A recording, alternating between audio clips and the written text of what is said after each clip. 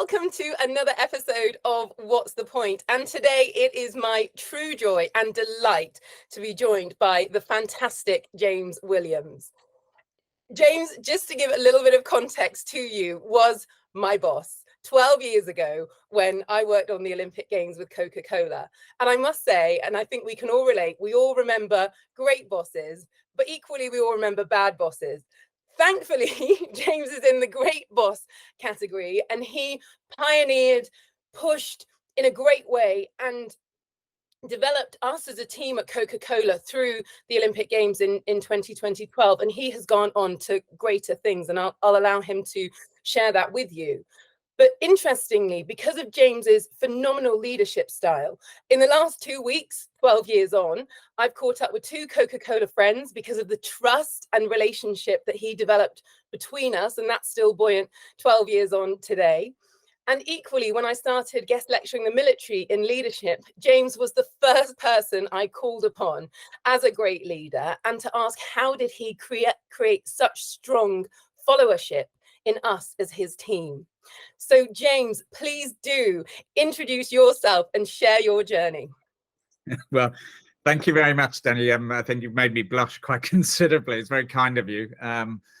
But it's great to be here. And really, Anne, thank you very much for having me on. I think what you're doing is great. So I'm really happy to be here. So yeah, I guess let me give you a bit of context. I guess great to kind of speak to everyone. So I guess I started my career in marketing after university and school, and probably a challenging time through that because I wasn't much of an academic, so dragged my way through exams and things like that, and being dyslexic as well was never good in English classes. So, and then went into marketing because marketing's great, it's engaging, it's fun, it's creative, and spent the first part of my career in agency world, which was working for some great clients in lots of different places.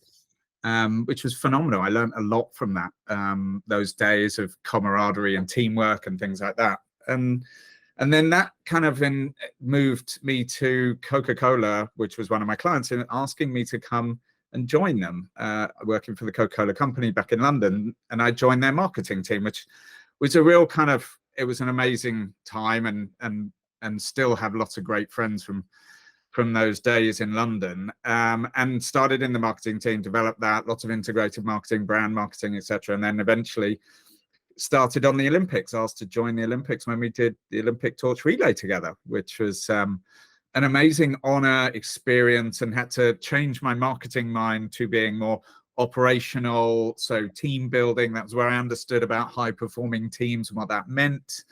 That's why we have matching torches in our backgrounds. So and it was a great time, and it was a great learning for me, I think, over that time, which was just phenomenal. And having amazing people like you working on the team was great. So after that, Coke asked me to move to Brazil, where I did 4.5 years heading up the sponsorship and marketing for the Rio 2016 Games. So much more of a bigger global role, but we really pushed the boundaries in terms of real-time marketing and a way that we approached it, influencers and how we used those, and athletes and music artists. And it was a great moment, but within a very different culture. So for me, I learned a lot about the cultural side of differences and people and how you get the best out of people in different environments, which was great success. And then eventually they moved me to Tokyo, Japan, to do their Tokyo Olympics, which again was quite a flip from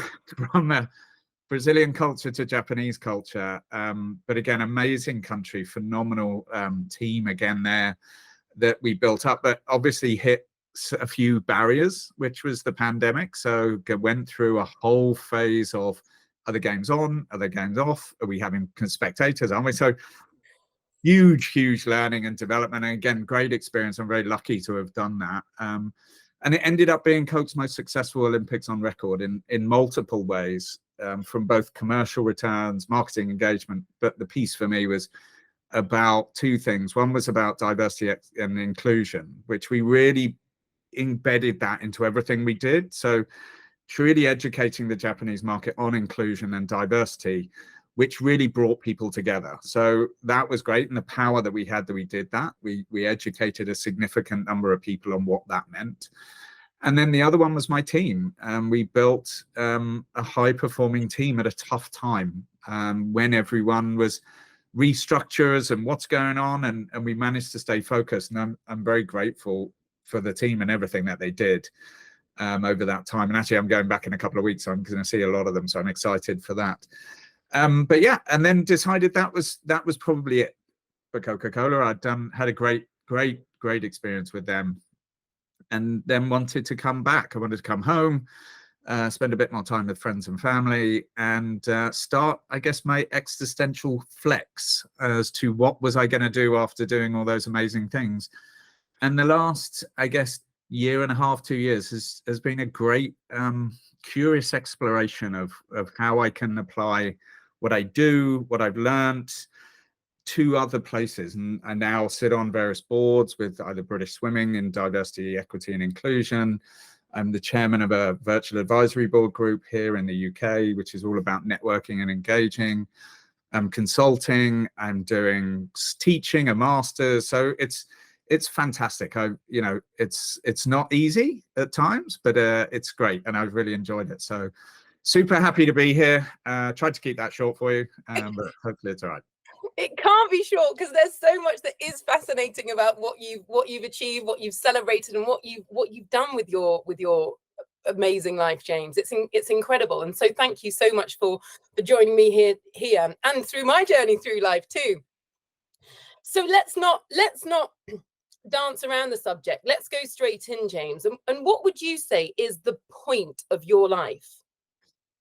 It's a really interesting one, because I think, what's the point of my life? I think the reality of that is the point of my life changed all the way through, and I don't expect it not to change again. And I think throughout my 20s, throughout my 30s, throughout 40s, there was what was important to me and what wasn't. And each time that changed, and I think our motivations and what we desire does change as well. And I think that comes with experience and a lot of other things. But for me at the moment, if I think back to what my purpose is, I'm big on how does purpose do that. And I have four things that I'm passionate about. And the first one is purpose. And it surrounds about people. It's about how I can inspire, enable, and support people to be the best of themselves. So, and deliver the best of their work, for whether that's people within business or within society. And I think for me, that's my point. How can I help other people achieve what they want to achieve using my experience and my knowledge and stuff? And that's the point for me, is it needs to have a positive impact. And if it doesn't, then it's kind of got to be off the list. So that's kind of my point at the moment. Great. And I definitely saw that 12 years ago when we were working together, James. It did, of course it shouldn't matter what color, creed, space, dimension that you've come from. You were brilliant at navigating all of us, and at all sorts of hours of the day and night through our most, the time the slogan was open happiness, wasn't it? And that's who you wanted us to be, our happiest, our most fulfilled and productive best. And I saw that with whoever you were interacting with. And you've got the Paralympic torch behind you, and that is to all denominations. So I definitely saw that masterfully done within you. Fantastic. So at the moment, James, out there, with all your various roles and hats that you wear and positions that you take within people at the moment, in inspiring them, enabling them, being able to have this positive impact, what trends are you seeing within people at the moment? Yeah, I think at the moment, and I think we're in such a unique time within our lives, that a lot of the times when I talk to people there's a huge amount of fear and anxiety. And that's because there's such a large amount of change. There's so much going on in the world, both externally and kind of within our homes locally, but also externally in the world, and things that we can't control. Post-pandemic, we kind of thought it was okay, but actually no, it's still not. We're not sure where things are going. And I think for me is we are seeing people and you see this with mental health and the anxiety kind of coming much more to the forefront, is there is this kind of fear. And I think that's that's fine. I think we've just got to understand and recognize it a lot more and be there to support not only each other, but also being kind to ourselves. And I think that's the bit that we forget about, is we forget it's all great to be going forward and looking good on this or that on LinkedIn or Instagram. But I think one of the things that we forget, and people forget this, is to kind of stop and be kind to themselves a lot more. And I think also there's that great from Ferris Bueller's Day Off where he says, if you don't stop and look around once in a while, you miss it. And I think that's the case now. I think you're seeing this massive change in the way that we work, massive changes of what AI is doing for us. And there's always going to be a sense of fear with change. And that comes, doesn't matter what we're changing, whether you move house, whether you change gyms, whether you change your diet, whatever it is, there's always a fear to change. And I think it's about how do we start to really embrace that, understand it, and kind of move forward with it. And I think that's what we see in people at the moment. And how can we help people get over those barriers and inspire them to go, yeah, this is the right thing for me to do. Yeah, funny enough, I was with a client yesterday. I've just got to share this with you about, it's a quote from Oprah Winfrey, which I really, really love. And she says this in this space of, you know, being kind to ourselves, keeping ourselves full and strong. And this is Oprah Winfrey, not me, but she says, people say to me, I'm full of myself. And I say, yes, I am full of myself. I am so full, my cup runneth over. Nice. It's good, isn't it? You know, Yeah. she's filled herself up with the good stuff about her that she can give that. Yeah. No, I think it's a really good point, actually. And I think there's a lot of them at the moment. You've got to, and there's so many great things that you can access now that are those positive pieces about, you know, just the little things like in mental health, just sitting with someone else for 5 minutes, even if you don't talk, is really good for us as people. And just being in that human interaction. And I think we've forgotten about that with the pandemic, with too many videos, calls and things like that, that we've forgotten that human interaction is so important and such a critical piece for us as animals, that we've forgotten that. And I think we got to try and do that. And I at the moment, I always do this. I started this probably when I came back from Japan, of just making a point is every shop, even if you're going into Costa and buying a coffee, and you just say, hey, how you doing? And you ask the person behind the counter, hey, how you doing? You all right? And actually, weirdly, sadly, this girl cried because she was like, oh my God, I'm so happy you asked. Thank you so much. That little thing can make a difference to someone else's life because you just don't know what's going on. And I think that's what you try and give that out a little bit kinder to people. Yeah, and James, I know that's how you were, you know, when we were working together, whether it was buying a sandwich, you know, you were working with the subordinates in your team. There was no ego about you, you know, I'm the Grand Fromage, you know, don't come near me. You know, there was no ego about you, which, you know, is very, very endearing. And equally that lady that you just mentioned, she found that too, very much so. And in that light of being kinder and building yourself up, James, what strong habits do you have for yourself? I think probably I've learned over a period of time, and again, this comes with experience and age, is really kind of, one is looking after yourself. I think there's the basics that you have to do, which is sleep, eat, drink, water, that kind of stuff. I've started to definitely move into that as I'm moving into what I call my slightly older years. So you've got to kind of really double down on that to a point. And that does mean you're constantly evolving. It's the kind of the analogy of like, you go to the gym to lose weight and then you lose the weight and then you stop going to the gym. It's like, no, you need to carry on going to the gym. And then the other one is, and I always use this with a quote from Warren Buffett, and I called it out here. It's surround yourself with people that push you to do better. No drama or negativity, just higher goals and higher motivation. Good times and positive energy. No jealousy or hate. Simply bringing out the best in each other. And I think when you're in that, you've got to lean. There's potentially a lot of negativity in the world, and it's really easy to be negative, and it's negative. It's in the press. It's in the, it's everywhere. Actually, lean into the places where people genuinely want to work with you, do stuff for you, be more helpful. And I think that's what I try and do. Is got a lot better at going, you're not going to be good for my health. I know that. So you try and move away from that, but you lean into the places where people want to talk to you and they want to be with you, and they want your help, and they're willing to ask for help, but they're also willing to help you when you need it. Yeah. And I think Brené Brown talks about, the most compassionate people she knows are the most boundaried, because in knowing what's negative and what to say no to, you can be more of that to give. Does that make sense? Yeah. And it's not easy. I always say these things. People say, oh yeah. And it's like, none of this is easy. There are definitely relationships I have in my life where I really want to help people because they're dear to me, but they just don't know how to help themselves.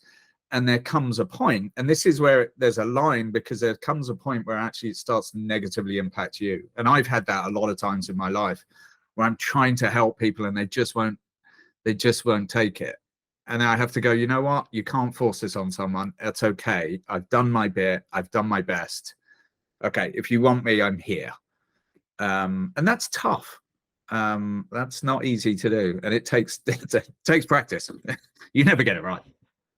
Precisely. And this is tough. This is the hard stuff, seeing which relationships you've outgrown or don't serve you anymore. And that's why I put on the front of my book, it's not fluff. This is the hard stuff. This is truly hard. But then looking at you, James, with all this, hard and negativity around and moving away from relationships that don't serve you or that have become too tricky over time, how do you avoid the negative experiences like burnout? Again, I think the thing with burnout, and we've, even if we look at, and there's definitely different types of burnout. I think that's the other one, is recognizing what the time, if we think about when we worked together in London, I mean, you were up at, I can't remember, about 3 o'clock in the morning, getting ready to look after all the torchbearers for the day. And then we're running all the way through the day. And we were all doing it. We were working 20 odd hours a day. And that was burnout, but from a very physical kind of energy level kind of thing. But the thing that was powering us was the emotional side. And I always remember you and Brian always talking about that.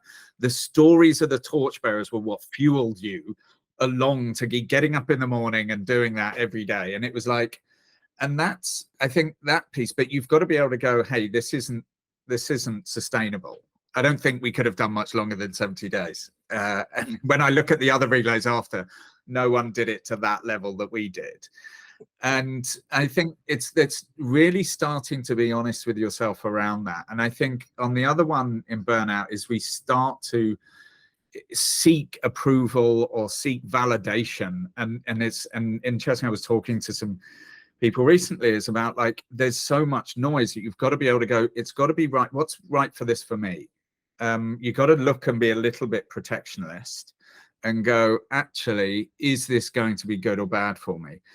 There is, and burnout, and I remember in Japan, I think I probably suffered quite major burnout in Japan, because it was just, you can't be, and I think there's a great, I think Rudyard Kipling says, the power in the wolf is the pack, but the power in the pack is the wolf.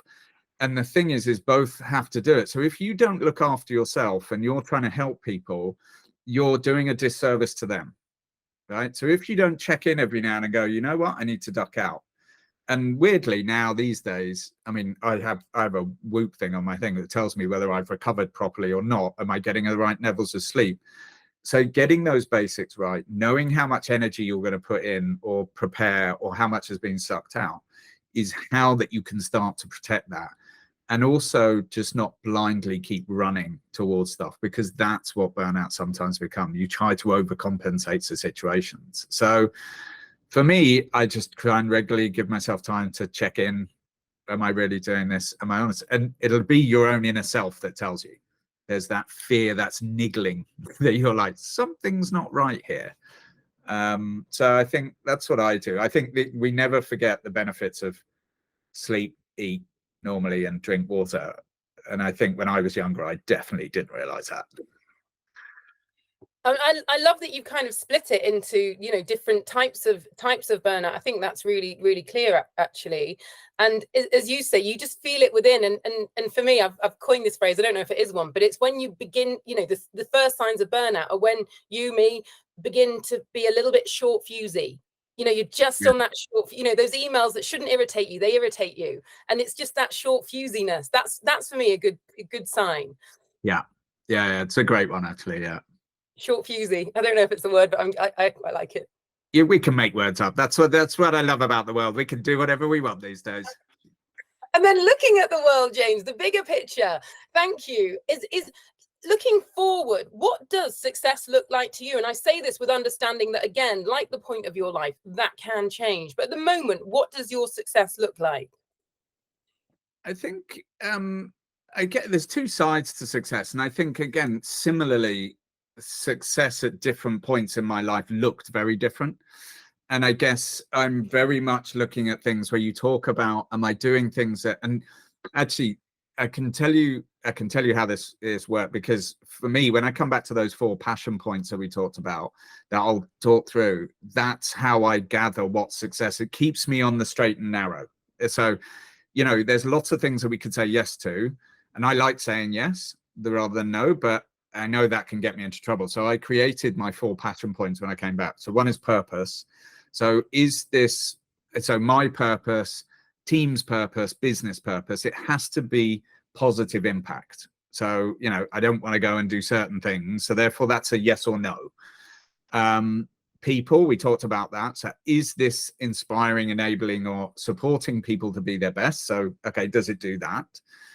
And then performance, which is how do I constantly help either my performance? So how do I get better? This isn't about being the best. This is just a constant improvement of what you do, because you're never going to be the best at everything you do, because that's just not the way it works. And there's going to be people that are better at you. So you just got to have your own constant improvement. And how do you help other people do that as well? And then the last one is partnership. This is about partnerships. It's about relationships. And those are the key things that you need to work at. So for me, that's how it keeps me kind of, what does success look like? Well, as long as I'm ticking or I'm following along in those routes, then I know that I'm going to be happy. And there's a great thing, I don't know if Ikigai is a Japanese thing all about how you get those 3 things about purpose, about money, about improve, all those key pieces together. And that's what success is when you feel happy and you're doing good for good people in the society. And that might sound very lofty, but it can be such a small little thing you can do that can make a difference, that I think that's what success looks like. It's not like, oh, I want to be this, or this. It's about being comfortable inside myself. And that's what success looks like, being happy and making those around me happy. And I love that you said about the comfort in yourself, James. And perhaps that's why you don't come across as someone with an ego, because we know that people often with an ego aren't often happy or comfortable in themselves, perhaps. I mean, but that's, as I said, like there was definitely times in my life where my ego did drive that. And so that is as you evolve and you get to places where you go, oh, actually, and I think you do. So I used to always chase, oh, I want this much as a salary, or I want this as a title. And then suddenly you get a point where you're like, actually, that's not the important bit. And it is always, and they talk about it. It's like you get a moment. I didn't have a light bulb moment. It took a while to get there. But I just think you value what is slightly more important in life. That doesn't mean I want to do well, or I want success in certain ways. And I want businesses I work with to be successful. And those have metrics and things like that. And I have annual goals that I want to set myself. So, you know, they're different, but those goals change every year. So it's not one like, oh, this is what success looks like, and I'm going to go after that. Success can be lots of different things. If you set one thing, if you don't get it, then you failed, kind of thing. So actually, why set yourself up for failure? Have lots of little things, and you select. We used to do this in London. Celebrate the little things, little wins along the way. Because if you go for a big win, if you want to climb the mountain, great. But if you don't make it, you didn't do it. Whereas if you climb lots of little bits up the mountain, then you get to the top. So I think that's how I view success these days. Superb. And then you mentioned it about, you know, you planning your year, but James, with the pandemonium that we've been through over the last sort of 5 years, and I know no one predicted 5 years ago what would happen, but looking at everything that we've been through, and then scooping that up into the boards that you serve on, and the passions that you have moving forward, what does the future look like for you in 5 years? I think it probably, because I guess at the moment what I'm doing is evolving. So it's not, I wouldn't say it's complete in any stretch of the imagination, but again, it's just about getting better at what I'm doing right now, which is quite a significant change from where I was in a corporate world with big roles and teams and things like that. I'm now having to adjust to do that. So, and that's been uncomfortable. And there's definitely moments where I've had imposter syndrome, or I'm going in to do something else and someone says, I want you to do this. And you're like, I'm sorry, what? So I think in 5 years' time, I want to be doing more of what I'm doing, but probably more probably purposeful, because I'm still on an exploration at the moment of like, is this where I want to lean into, or is that? Which is why I've got lots of different things going on. But I want to get that a little bit more boxed up and go, hey, I'm now got this nice little selection of things where I'm ticking all my 4 passions. I'm making a difference. I'm making an impact.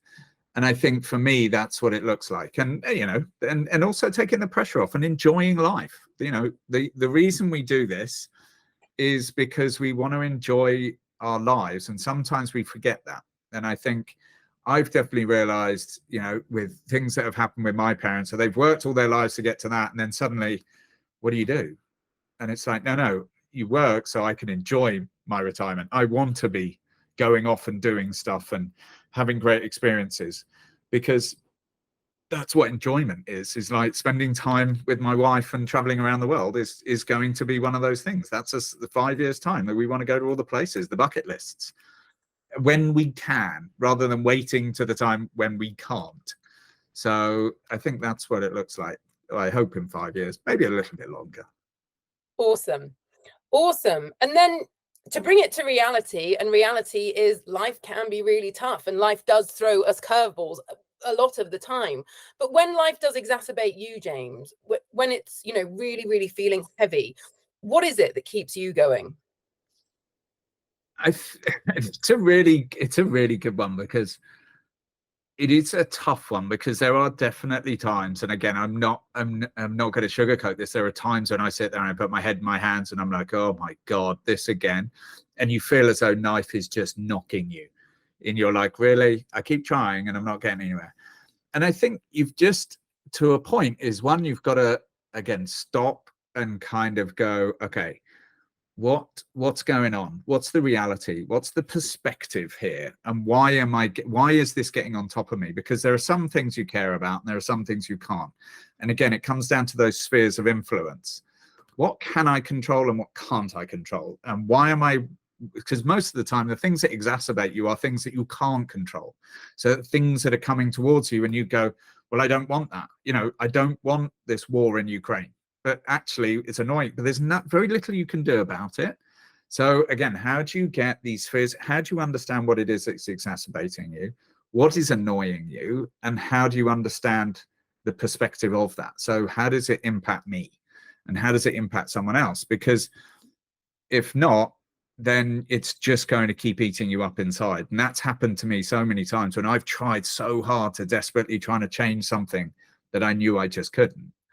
And I think for me, it's about realistically sitting down and going, having a word with yourself and going, okay, what's going on here? Okay. And actually, maybe it's not with yourself, asking a friend and going, you know, and I do this with Sarah, my wife, and I'll go, like, this is going crazy. I'm just sober. And sit down, you talk it through and you go, okay, well, there's no point worrying about that. So that's rubbish.